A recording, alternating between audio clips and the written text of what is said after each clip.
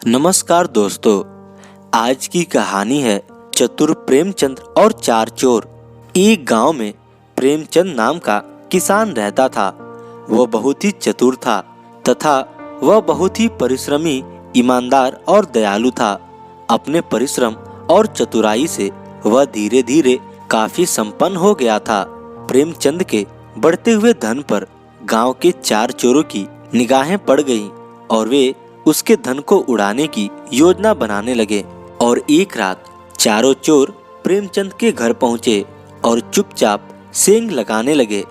सेंध लगाकर जब वे घर के भीतर पहुंचे, प्रेमचंद उन्हें अपनी तिजोरी के निकट ही सोता हुआ दिखाई दिया।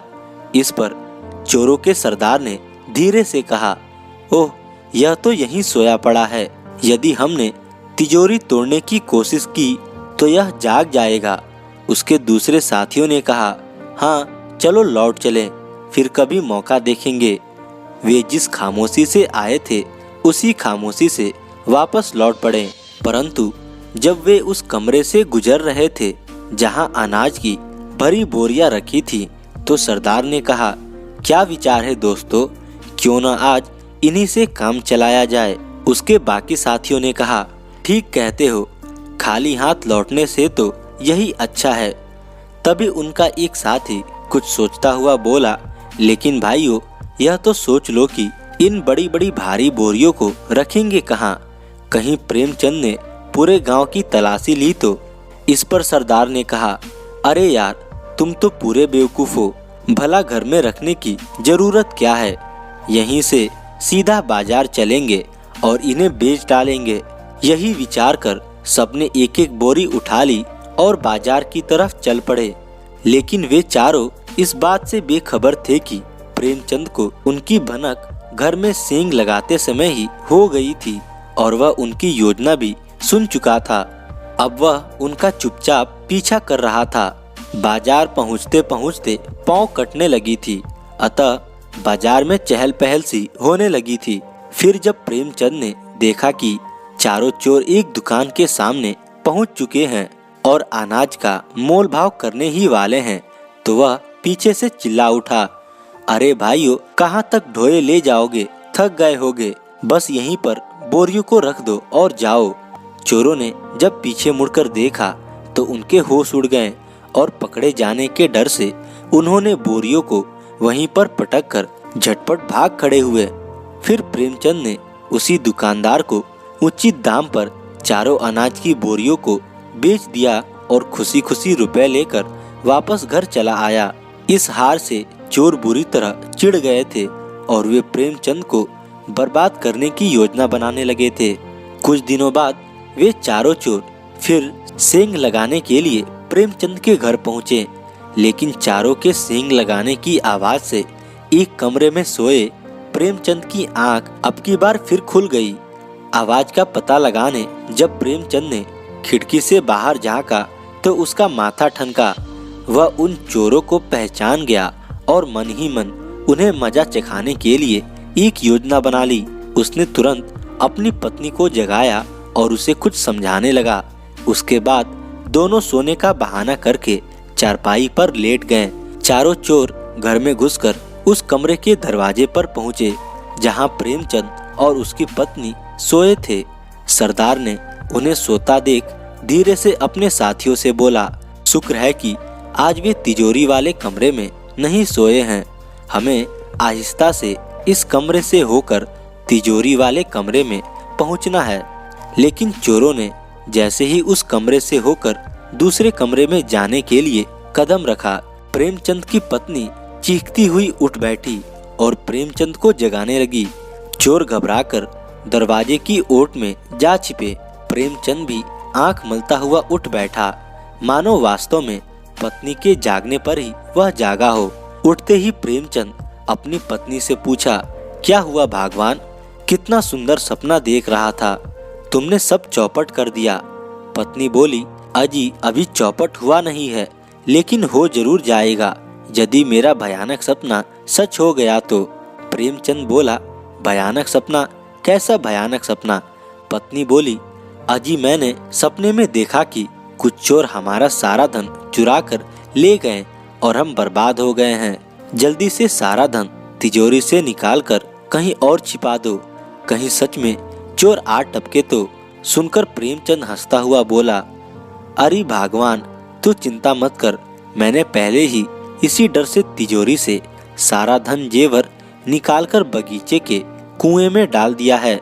पता नहीं कब चोर आ टपके और चुरा ले जाते। ये सुनकर पत्नी खुश हो उठी। उसके बाद दोनों फिर से अपनी जगह लेट गए। दरवाजे के पीछे खड़े उनकी बातें सुन रहे चोरों को खुशी का ठिकाना न रहा। चोरों के सरदार ने खुशी से झूमते हुए कहा, चलो यह भी अच्छा रहा, अब हमें तिजोरी नहीं तोड़नी पड़ेगी। चलो सब कुएं पर चलते हैं। बहुत चालाक बनता था, अब सुबह पता चलेगा। फिर वे चुपके चुपके कुएं के पास आ गए और कुएं में रस्सी लटकाकर वे चारों एक एक करके नीचे उतरने लगे। लेकिन उन बेचारे को क्या मालूम था कि उस सूखे कुएं में असंख्य मधुमक्खियों ने अपना घर बना रखा था और प्रेमचंद ने जानबूझकर मजा चखाने के लिए उन्हें वहां भेजा है। जैसे ही वे कुएं के भीतर उतरे, अपनी शांति भंग होता देख बड़े बड़े मधुमक्खियों ने उन्हें अपना शिकार बनाना शुरू कर दिया। बड़ी मुश्किल से वे मधुमक्खियों से पीछा छुड़ाने में सफल हुए। तब क्रोधित होकर सरदार ने कहा, उस सुअर प्रेमचंद ने तो हमें मरवाने में आज कोई कसर नहीं छोड़ी थी। खूब मूर्ख बनाया उसने आज हमें, लेकिन जल्दी ही मैं उससे बदला लेकर रहूंगा। फिर कुछ दिनों के बाद जब चोरों की हालत ठीक हो गई तो एक रात वे फिर प्रेमचंद से अपनी पिछली दोनों असफलताओं का बदला लेने उसके घर पहुंच गए। इस बार वे अपने साथ घातक हथियार भी लाए थे, लेकिन सतर्क प्रेमचंद उस समय अपने छत पर था और उसकी दृष्टि उन चोरों पर पड़ चुकी थी। उनके हाथ में हथियार देखकर वह घबरा गया और सोचने लगा कि इस बार इनके इरादे खतरनाक लग रहे हैं। अगर मैंने इस समय पड़ोसियों को आवाज लगाने की कोशिश की तो हो सकता है उनके आने से पहले ही ये क्रोध से हमें मार डालें। मुझे होशियारी से काम लेना होगा। जल्दी से नीचे पहुंचकर प्रेमचंद ने गहरी नींद में सोई अपनी पत्नी को जगाया। पत्नी झुंझलाकर बोली, क्या बात है, नींद खराब कर दी मेरी। प्रेमचंद बोले, एक चिंता के मारे मुझे नींद नहीं आ रही है। एक बात बताओ, अगर तुझे लड़का हुआ तो क्या नाम रखेगी उसका। उधर चोर जो तिजोरी वाले कमरे की ओर बढ़ रहे थे, उनके कमरे से आती बातचीत को सुनकर ठिठक गए और उनकी बातें सुनने लगे। इधर प्रेमचंद के बेतुके प्रश्न को सुनकर नींद की मारी पत्नी झुंझलाकर बोली, उसका नाम मैं तुम्हारा सिर रखूंगी। प्रेमचंद ने फिर कहा, लेकिन मैंने तो उसका नाम मान सिंह रखना सोचा है। बेचारी पत्नी कुछ ना समझी। वह उम्मीदी से बोली, ठीक है, मान सिंह ही रख लेना, अब तो सो जाओ। प्रेमचंद ने फिर कहा, सोऊं कैसे भगवान, अभी तो मुझे दूसरे लड़के का नाम भी सोचना है। अच्छा, तुम ही बताओ क्या नाम रखोगी दूसरे लड़के का। पत्नी फिर और गुस्से में बोली, चोर, उसका नाम चोर रख लेना। सुनकर प्रेमचंद खुश होकर बोला, वाह, क्या नाम सुझाया है। पहले का नाम मान सिंह, दूसरे का नाम चोर। फिर प्रेमचंद प्रसन्नता भरे स्वर से आगे बोला, अच्छा एक बात बताओ, अगर वे दोनों बाहर चले गए और हमारी तबीयत खराब हो तो उन्हें कैसे बुलाएंगे। पत्नी ने इस पर कहा, मैं उन्हें किसी तरह जाकर बुला लाऊंगी। तब प्रेमचंद ने डांटते हुए कहा, गलत, मैं तो उन्हें यहीं से इस तरह चिल्ला चिल्ला कर पुकारूंगा। कहकर प्रेमचंद जोर जोर से चिल्लाने लगा, मान सिंह रे, चोर रे, जल्दी आओ रे, मान सिंह रे, चोर रे, जल्दी आओ रे।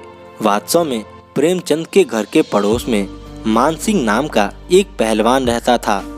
प्रेमचंद की आवाज सुनकर उसकी नींद टूट गई। मान सिंह ने सुना तो ये बोला, अरे यह तो प्रेमचंद की आवाज है, शायद उसके घर में चोर घुसे हैं, जल्दी से पड़ोसियों को एकत्रित करूं।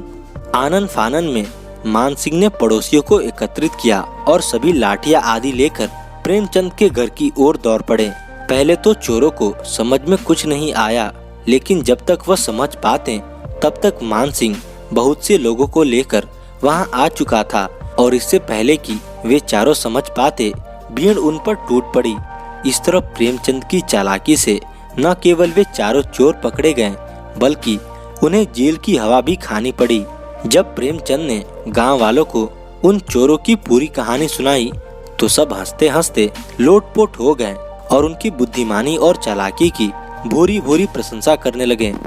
कैसी लगी ये कहानी कमेंट करके जरूर बताएं और ऐसी कहानियां सुनने के लिए हमारे चैनल को सब्सक्राइब कर लें।